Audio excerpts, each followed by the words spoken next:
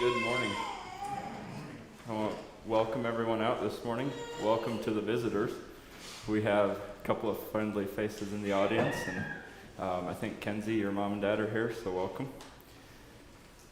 Merle first contacted me and asked me if I'd be interested in having a message this morning, and took a little time, thought about it, and I got back to him, and then God turned around and wasted no time in challenging me on something.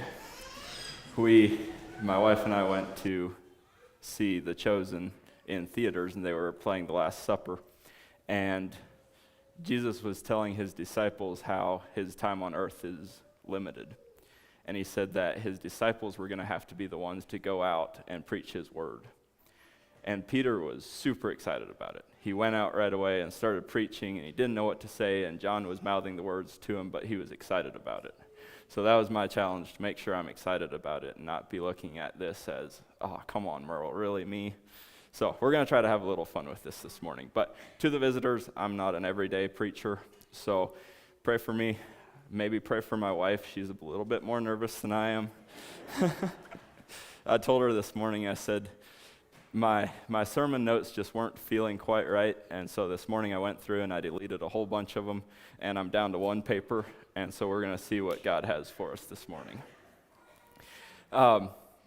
So I was contemplating on what to share this morning, and I was thinking back through my childhood, and I realized that growing up, there's not a ton of messages that I remember, but there's a lot of children's classes that I remember. So we're going to start out with an object lesson for the children that is going to tie into the message. So if the children want to come forward, we'll take up this front bench, and I got a little short object lesson for you guys.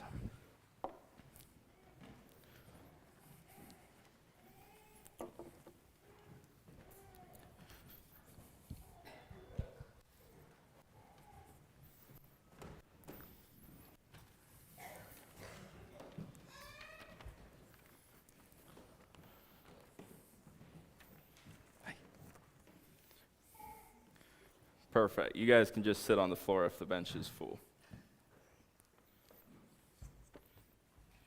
All right. We're going to talk a little bit about trust this morning.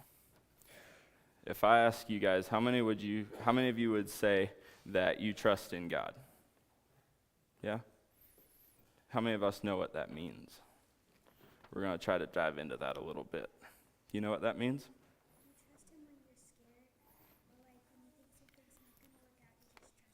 Yeah. Yep. Very good. So Proverbs 3, verse 5 and 6 says, "Trust in the Lord with all your heart, and lean not unto thine own understanding. In all thy ways acknowledge him, and he will direct thy paths." So trust is believing in something, even though you can't always see what's happening.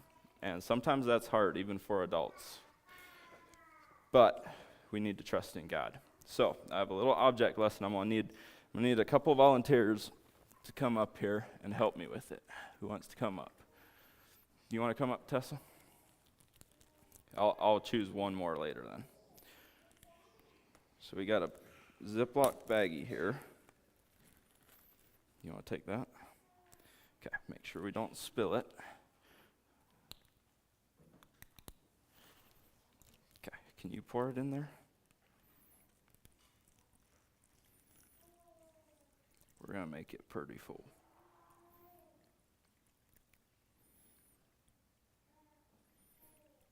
Okay, that's good. Okay, now can you dip your fingers in there and just make sure that it's water? Is it water? Okay, all right.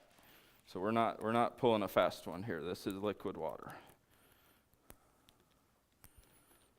Okay, we're going to put the cap back on. All right, thank you. Now I'm going to get one more volunteer. I'm going to pick on someone a little bit older this time. Easton, you want to come up here? Okay. Now, me and you have known each other for about 5 years. Do you trust me? You don't know? Oh, that could be bad. We're going to say you do for now. So we got a baggie of water here. Now, if I hold this over your head, you trust the baggie. It's not going to bust. You're not going to get wet. Yeah? Okay. So you're going to stand right here. And you're going to turn around and look up there. Now, don't look at me, okay? But you trust me, right? Okay.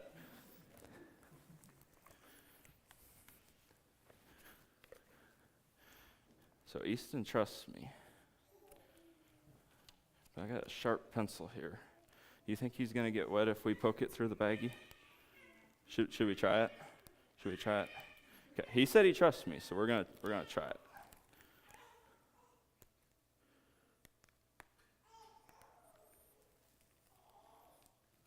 Did you get wet? Just one drop. That we're not gonna call that wet. Why don't we do a second one here?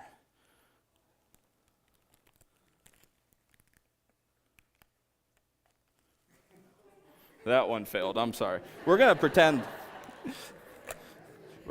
Pretend like you didn't get wet. Thank you. So Easton didn't get wet. We're gonna say that didn't happen. So he said he trusted me, even though he couldn't see what I was doing. But you guys could see what I was doing. And I poked that pencil through in that first one. He never even got wet on. That's the way we need to trust God. Sometimes we can't see what God is doing. But if we trust God, everything is going to work out, and He's got a plan for our lives. And sometimes for even us as adults, that's hard. But if we trust Him and we don't doubt Him, everything's going to work out for us. All right, thank you. You guys can go back to your parents.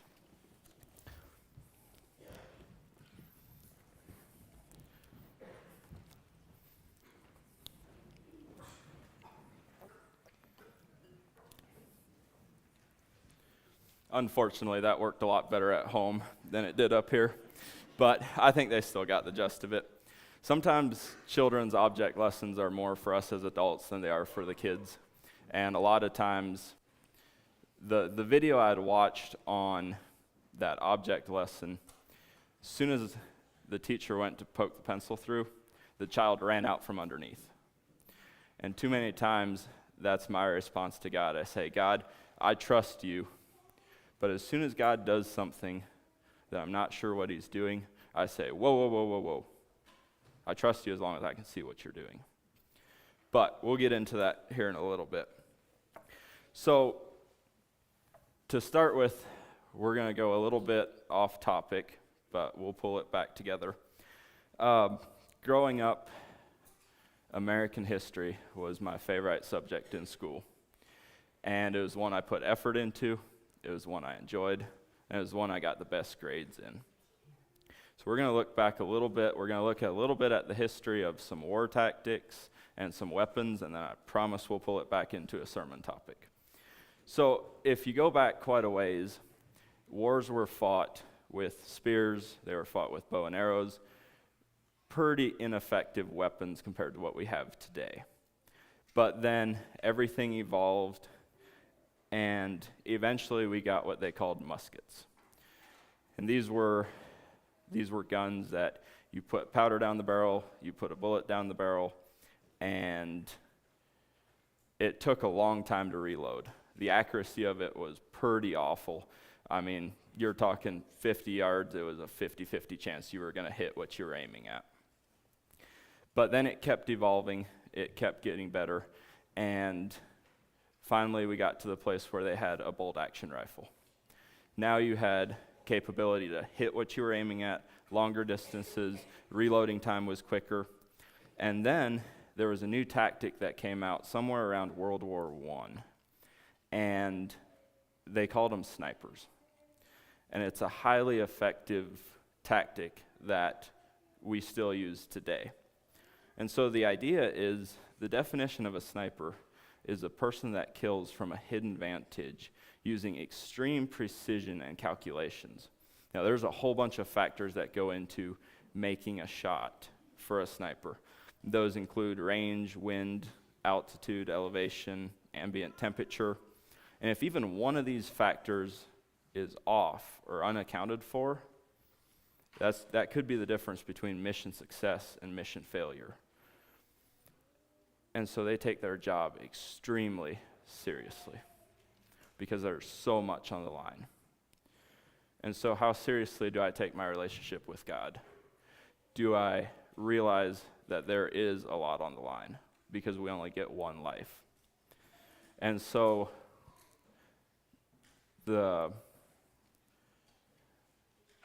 what I chose to title this message is called Aiming for Heaven. We have one shot in this life. How precisely are we calculating our shot towards heaven? Or are we lining up and just winging it, hoping we hit what we're aiming for? So I have three little subtitles of things. Now, when you talk about aiming for heaven, there is a whole list of things that you could go down. I chose three. We're going to look at those three, and then I think I've studied adequately for these three. If there's others that you guys feel like we need to share, we need to look at, that's what we have sharing time for, and Cody's going to have a mic. So the first one we're going to look at ties into what the kids just saw, and it's called Trusting Fully in God, is what I titled it. To know what we're aiming at, we need to know why we're aiming there, and we're trusting fully in God. So the first passage I chose to read from is a well-known story, but it's about a man that trusted fully in God. We're going to read in Genesis 6, verses 9 to 12.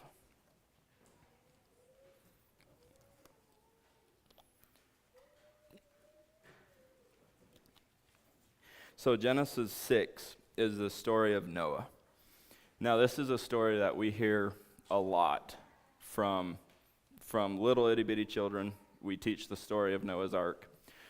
But I think sometimes I fail to wrap my mind around how faithful Noah really was, how much he trusted in God.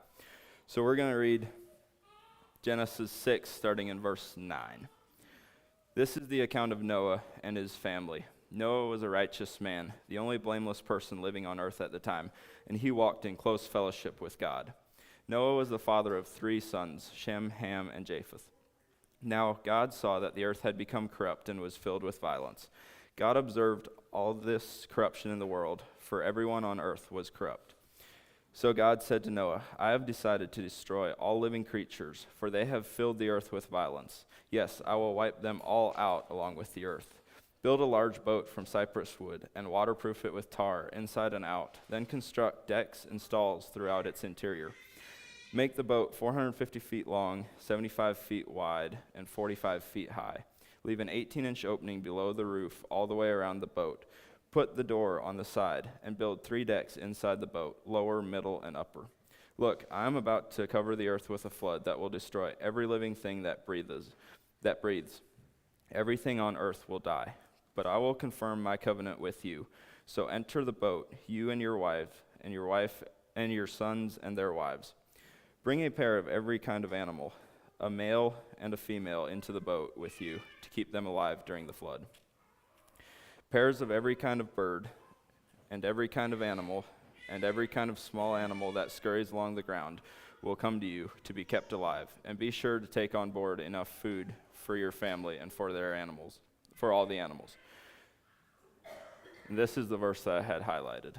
So God did everything exactly as God had commanded him. Now, like I said, this is a very familiar story. It's nothing new. It's nothing we haven't heard. But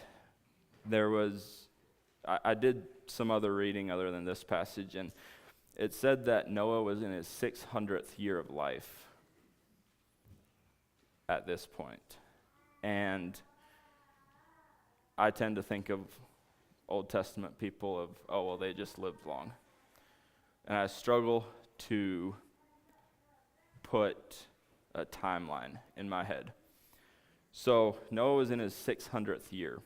If we go back 533 years from today, not necessarily today, but from 2025, we go back 533 years. That was the year that Columbus sailed the ocean and discovered America.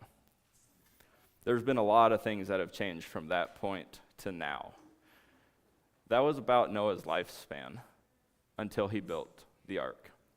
And through all that time, Noah had never seen any rain. There was no rain.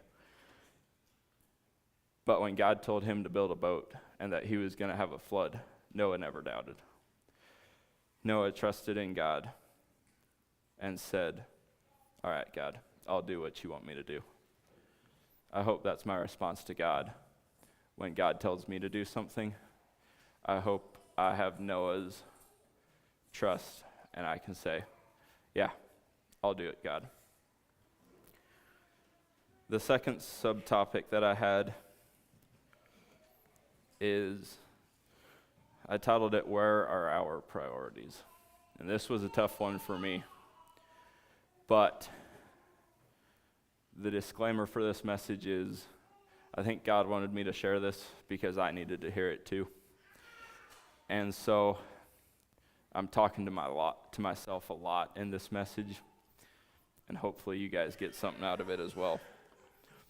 There's a story that I heard that kind of cracked me up, but I wanted to share it because it fit perfectly with my message.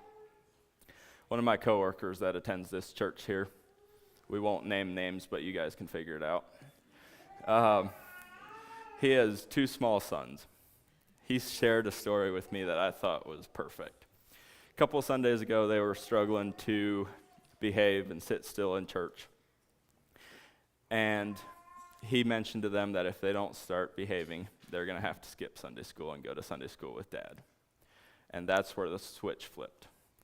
Because their priority for that Sunday was they wanted to make sure that they make it to Sunday school. And I thought that story was awesome. And it fit perfectly into the message, because how much do I prioritize my personal life with God? How much do I prioritize church? If God disciplines me in an area, am I committed enough to it to where I flip that switch? Because that is my main priority.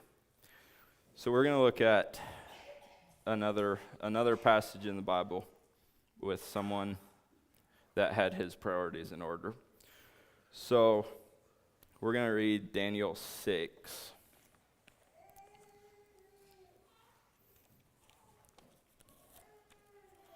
We're going to read the first 13 verses in Daniel 6. It says, Darius the Mede decided to divide the kingdom into 120 provinces, and he appointed a high officer to rule over each province. The king also chose Daniel and 2 others as administrators to supervise the high officers and protect the king's interests. Daniel soon proved himself more capable than all the other administrators and high officers. Because of Daniel's great ability, the king made plans to place him over the entire empire. Then the other administrators and high officers began searching for some fault in the way Daniel was handling government affairs, but they couldn't find anything to criticize or condemn. He was faithful, always responsible, and completely trustworthy. So they concluded, our only chance of finding grounds for accusing Daniel will be in connection with the rules of his religion. So the administrators and high officers went to the king and said, Long live King Darius. We are all in agreement, we administrators, officials, high officers, advisors, and governors, that the king should make a law that will be strictly enforced. Give orders that for the next 30 days, any person who prays to anyone, divine or human, except to you, your majesty, will be thrown into the den of lions. And now, your majesty, issue and sign this law so it cannot be changed, an official law of the Medes and Persians that cannot be revoked. So King Darius signed the law. But when Daniel learned that the law had been signed, he went home and knelt down as usual in his upstairs room with the window open towards Jerusalem. He prayed 3 times a day, just as he had always done, giving thanks to his God. Then the officials went together to Daniel's house and found him praying and asking God for help. So they went straight to the king and reminded him about the law. Did you not sign a law that for the next 30 days, any person who prays to anyone, divine or human, except to you, your majesty, will be thrown into the den of lions? Yes, the king replied, the decision stands. It is an official law of the Medes and Persians that cannot be revoked. Then they told the king, that man Daniel, one of your captives from Judah, is ignoring you and your law. He still prays to his God 3 times a day. So Daniel's priorities were pretty good. He was pretty firm on where he stood. He knew the consequences of what would happen if he kept on praying, and yet he never wavered in his faith. 3 times a day he prayed.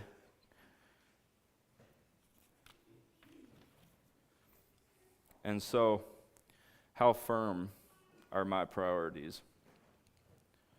If a law got signed in America today, would I still keep my daily devotional life, my prayer time, would I make that a priority?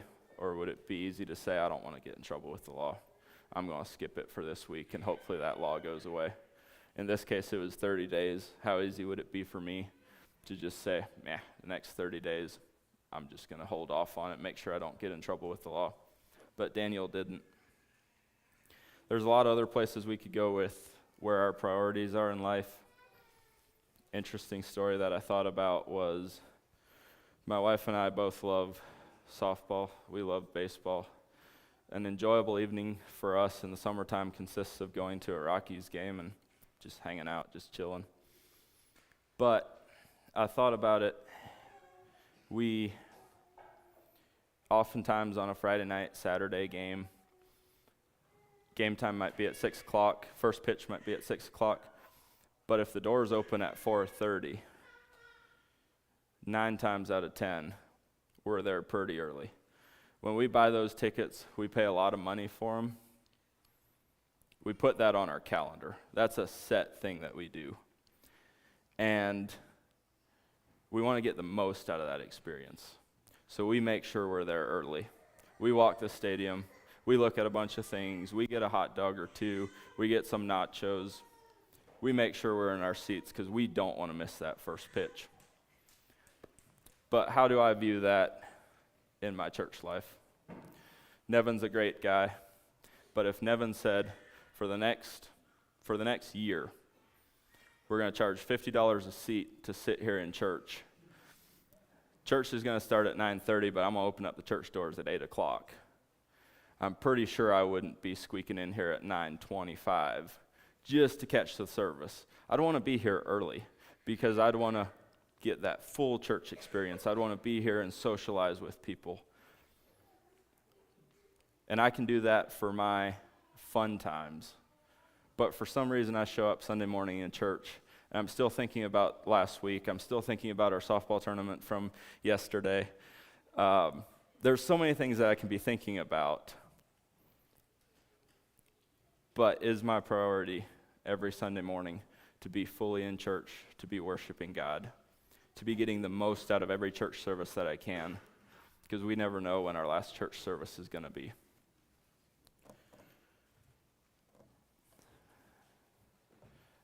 The third topic I chose for today is, are we trying to do life alone? This is a hard one for me because I have a lot of friends, but a lot of times I tend to keep them at surface level. It's hard for me to let people deep into my life. But as I studied on this, I realized the importance of that. We need to celebrate the highs. We need to be there for the lows for each other. So I have a couple of scriptures here that I want to read. Genesis 2:18 says, "Then the Lord God said, it is not good for man to be alone. I will make a helper who is just right for him." This was just before he created Eve, so we tend to look at this as a marriage thing, and I think it applies to that. But I think it applies to a lot more than marriage, because we need each other. Last Friday night, as I was ushering people out for communion, I thought about the fact that we're all taking communion together. So that means we also need to be there for each other.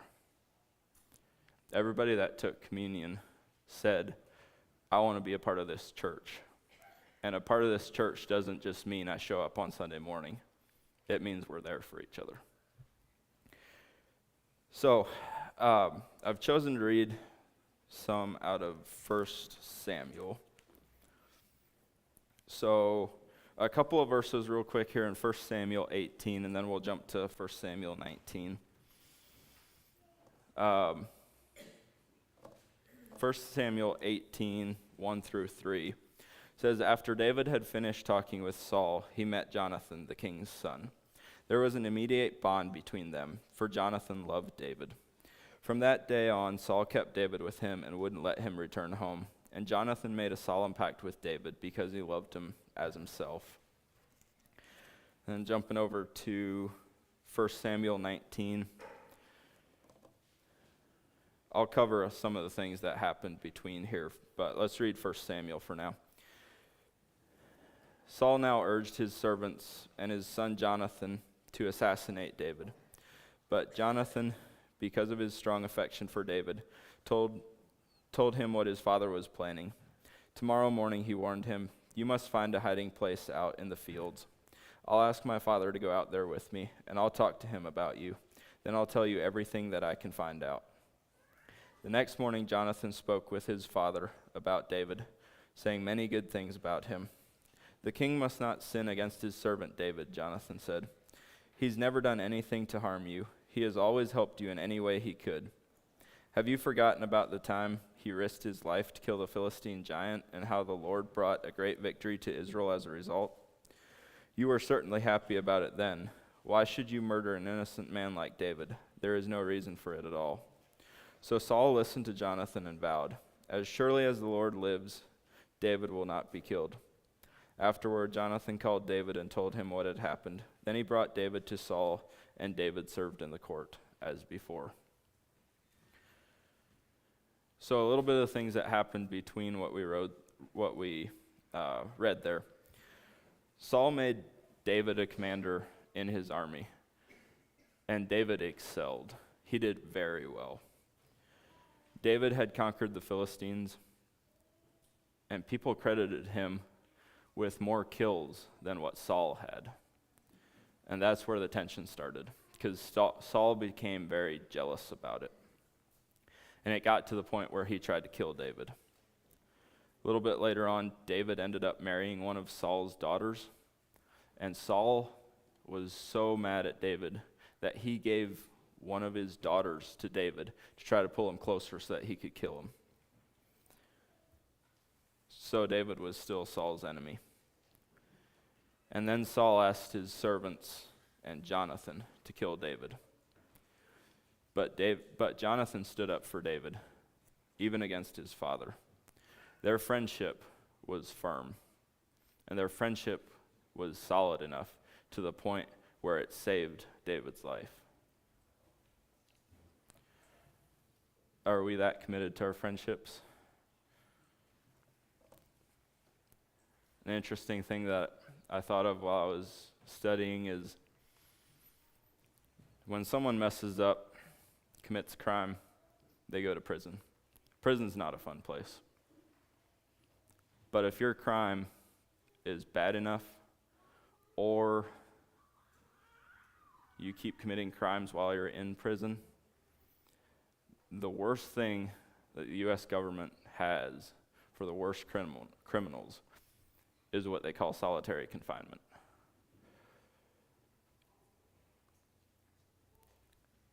The reason they put the worst criminals there is because isolation and loneliness is a form of torture.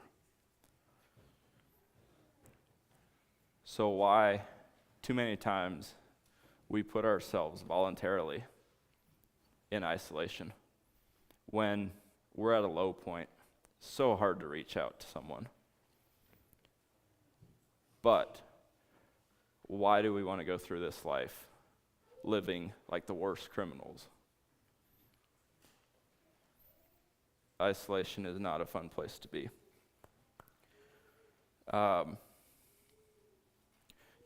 Dr. John Deloney is a podcast that I like listening to, and he says there's no greater gift than reaching out to someone and asking them for help.